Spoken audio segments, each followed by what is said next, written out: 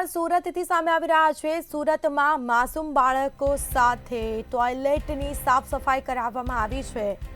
તો બાળકો પાસે આ ટોયલેટ સાફ કરાવવામાં આવ્યું। બાળમજૂરી નાબૂદીની વાત તો માત્ર કાગળ પર સીમિત રહી છે। મનપા સંચાલિત પે એન્ડ યુઝ શૌચાલયનો વિડીયો વાયરલ થયો છે। બાળકો પાસે ટોયલેટની સાફ સફાઈ કરાવવામાં આવી।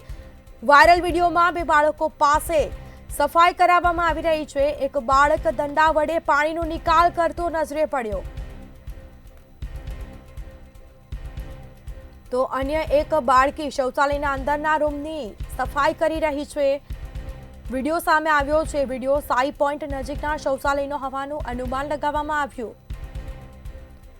પેન અને પાઠ્યપુસ્તકને બદલે બાળકોના હાથમાં ઝાડુ પકડાવવામાં આવ્યું। તેજીથી વાયરલ થયેલો વિડીયો પોલીસ અને તંત્ર માટે એક તપાસનો વિષય બન્યો છે। તો એક તરફ બાળમજૂરી નાબૂદીની વાતો કરવામાં આવે છે અને તે વાત ફક્ત કાગળ પર જોવા મળી રહી છે।